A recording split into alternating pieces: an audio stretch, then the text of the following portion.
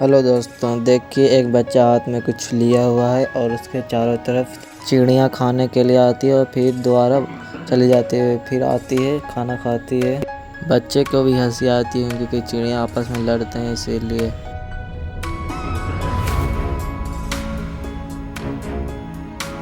उसको भी मज़ा आ रहा था क्योंकि चिड़िया को खाना खिलाने में।